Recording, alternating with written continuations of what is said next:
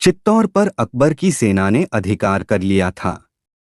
महाराणा प्रताप अरावली पर्वत के वनों में अपने परिवार तथा राजपूत सैनिकों के साथ जहां तहां भटकते फिरते थे।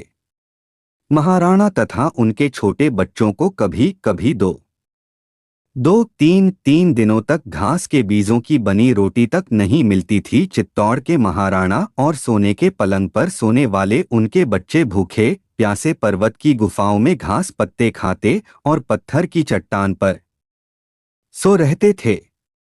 लेकिन महाराणा प्रताप को इन सब कष्टों की चिंता नहीं थी।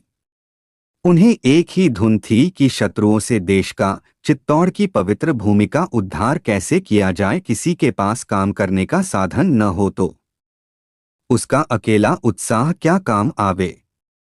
महाराणा प्रताप और दूसरे सैनिक भी कुछ दिन भूखे प्यासे रह सकते थे, किंतु भूखे रहकर युद्ध कैसे चलाया जा सकता है। घोड़ों के लिए, हथियारों के लिए, सेना को भोजन देने के लिए तो धन चाहिए। महाराणा के पास फूटी कौड़ी नहीं थी। उनके राजपूत और भील सैनिक अपने देश के लिए मर मिटने को तैयार थे। उन देशभक्त वीरों को वेतन नहीं लेना था, किंतु बिना धन के घोड़े कहाँ से आवे, हथियार कैसे बने, मनुष्यों और घोड़ों को भोजन कैसे दिया जाए। इतना भी प्रबंध न हो तो दिल्ली के बादशाह की सेना से युद्ध कैसे चले। महाराणा प्रताप को बड़ी निराशा हो रही थी। अंत में एक दिन महाराणा ने अपने सरदारों से विदा ली, भीलों को समझाकर लौटा दिया। प्राणों से प्यारी जन्म भूमि को छोड़कर महाराणा राजस्थान से कहीं बाहर जाने को तैयार हुए। जब महाराणा अपने सरदारों को रोता छोड़कर महारानी और बच्चों के साथ वन के मार्ग से जा रहे थे, महाराणा के मंत्री भामाशाह घोड़ा दौड़ाते आए और घोड़े से कूदकर महाराणा के पैरों पर गिरक फूट फूट कर रोने लगे। आप हम लोगों को अनाथ करके कहाँ जा रहे हैं। महाराणा प्रताप ने भामाशाह को उठाकर हृदय से लगाया और आंसू बहाते हुए कहा, आज भाग्य हमारे साथ नहीं है। अब यहाँ रहने से क्या लाभ। मैं इसलिए जन्मभूमि छोड़कर जा रहा हूं कि कहीं कुछ धन मिल जाए तो उससे सेना एकत्र करके फिर चित्तौड़ का उद्धार करने लौटूं। आप लोग तब तक धैर्य धारण करें। भामाशाह ने हाथ जोड़कर कहा, महाराणा आप मेरी एक प्रार्थना मान लें।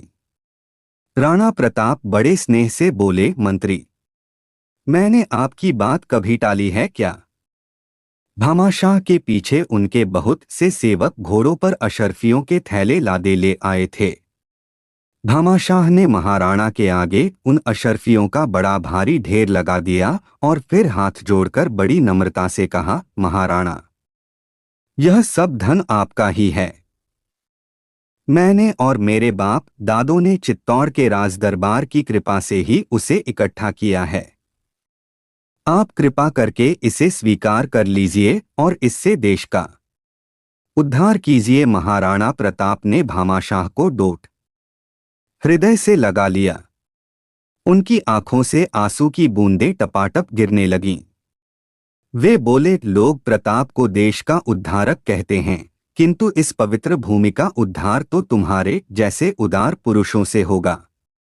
तुम धन्य हो भामाशाह। उस धन से महाराणा प्रताप ने सेना इकट्ठी की और मुगल सेना पर आक्रमण किया।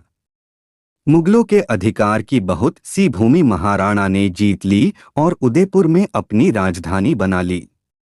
महाराणा प्रताप की वीरता जैसे राजपूताने के इतिहास में विख्यात है, वैसे ही भामाशाह का त्याग भी विख्यात है।